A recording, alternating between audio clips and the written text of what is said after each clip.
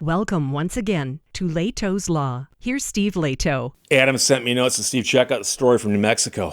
Prominent Albuquerque attorney admits to running DUI enterprise, and it's a scandal. Allison Gyron, Ann Perret, and Gabriel Burkhart wrote this for KRQE. A prominent defense attorney involved in the DUI dismissal scandal pleaded guilty to federal charges on Wednesday. In federal court, the attorney admitted to running what the feds call the DUI enterprise. And he played a vital role in helping get drunk drivers around the area off the hook. KRQE investigative reporter Ann Perret read through his lengthy confession. He was defending criminals while running a criminal organization of his own. The DUI enterprise, which he admits to running since at least 1995, was run out of a law office. He was the leader and the hub around which all of these spokes turned. And so having him locked into this plea agreement and admitting faults for what he did over the past 3 decades is a criminal moment in the case, says a U.S. attorney. The man admitted to the feds that he worked with numerous officers from the Albuquerque Police Department, County Sheriff's Office, and New Mexico State Police, having them funnel people they arrested for drunk driving to his law firm. The defendant would pay, and this attorney would guarantee that the DUI criminal case and the process itself would be dismissed, meaning no criminal record, no revocation of their license. Officers would also intentionally fail to appear at required hearings. The attorney said he roped a paralegal into the enterprise back in 2008, a year after the man was hired. He purposefully had that man handle meetings with the DUI offenders on his own. It was in those meetings where the attorney said that the paralegal requested the bribe payment. He admitted that he did this strategically to limit his involvement. Federal investigators are not saying how much money may have been involved in payouts in the scheme. It's always hard to kind of put a number on these things because it does kind of keep growing, says the special agent in charge from the FBI. The attorney pleaded guilty to 9 federal charges, including RICO, bribery, and extortion. He faces up to 130 years in prison. I only laugh because a good attorney could knock that down to 100. Federal investigators told News 13 the investigation is still far from over. We've had a lot of different individuals we are already identified, other individuals we are really learning about, and other things we're confirming in the investigation.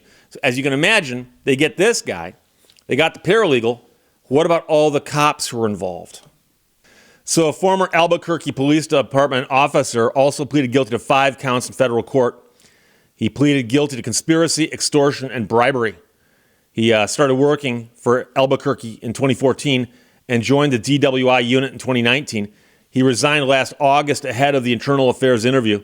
In his plea, he admits to working with the attorney since 2021 to get drunk driving cases dismissed in exchange for cash and other gifts. He is the 3rd Albuquerque Police Department officer involved in the scandal to take a plea deal. Last week, a former officer, actually 2 former officers, pleaded guilty to RICO, bribery, and conspiracy to commit extortion. The 2 were among the first APD officers identified last year when news of the scandal broke. Last year, KRQE's investigative team highlighted the 2 officers showing red flags in their DWI cases. And in January, the paralegal pled guilty in federal court to 8 charges, including conspiracy, bribery of a police officer, and interfering with commerce by extortion. And you might wonder, wait, how are the feds involved in this? Well, one of the counts here is bribery of a police officer receiving federal funds. So if the police department receives federal funds, well, then the feds have got a say in how that department's run to some extent. So far, 5 people involved in the DWI scheme have taken pleas. There's only 1 who's not facing a racketeering charge. While the investigation continues, federal investigators say they're committed to earning back public trust. This is the tragedy of the case, which is how we have broken the trust of the public. And so that's why through these convictions, we hope to start to rebuild and re-earn that trust from them.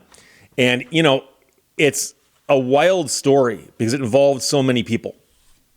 But I, in my career, have represented people who got arrested for drunk driving.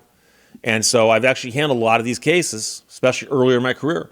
And, you know, when you get arrested for that nowadays, it's a very, very serious thing. And so first offense, you're going to get points on your license. Your license might be suspended for a while. You might have to take some classes. You may have to do some kind of treatment, random alcohol screens, all kinds of stuff. Second offense, very, very serious. And so you'll often hear them talk about how drunk driving is not good to begin with. That's why we have got laws against it. But if you get arrested for drunk driving, the penalties now are so severe that you really should think twice before getting behind the wheel of your car because of how much it will cost you if you get busted drunk driving. And I mean, I've seen billboards. Here's what it will cost you. And they're not put up by attorneys. They're put up by the state as public service announcements. And so it's a lot of money. And so when somebody comes along and says, oh, you got busted for drunk driving? Call this guy. Why? He can make it go away. And so when somebody goes in and talks to an attorney or at a law office and somebody there says, yeah, we can make this disappear. You just pay us. You'll never even have to go to court, except for the one time you're going to go to court and the officer doesn't show, and we're going to bring a motion to dismiss the case. And it turns out that we know he's not going to show because we kicked him some money. Now, how much of that did he disclose? I don't know. But the point is that there were several people taking bribes. There were people steering the cases to certain attorneys. And on top of that, drunk drivers were walking. I mean, that's a serious issue because I used to tell my clients, and I've said it on this channel before, that if you get arrested for drunk driving on a first offense, you need to learn a lesson because the second offense is exponentially harder with respect to punishment than the first. And then the third, it graphs like this. It is not a straight line. It is a sharp curve up. Second offense, bad. Third offense, really bad. And so people in this area who got busted by certain officers could simply go, oh, I get a get out of jail free card and not learn anything from what happened. That's a real big problem also. It, of course, is obviously a problem that police officers are taking bribes. I understand that. I'm pointing out that there's all kinds of problems here.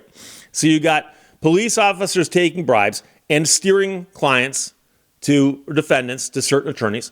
You've got an attorney who's telling people, hey, look, kick us some money and we can pay off the right people. And so it wouldn't take long for word to kind of seep out in the community that something funny's going on here. Because it turns out that a lot of the cases defended by this attorney, the cops don't show up. How long do you think you can get away with that before somebody notices that? Or do these cops not show up all the time? You know, somebody's going to figure this out. And somebody did figure it out.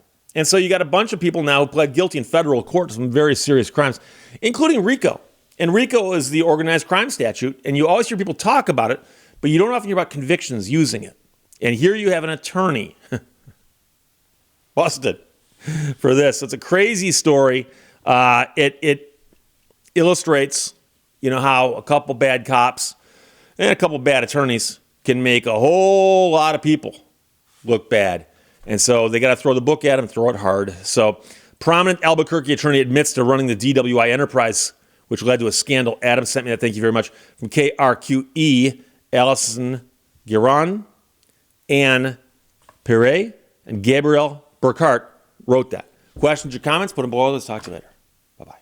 Thank you for watching Lehto's Law. Happiness is an activity, not an emotion.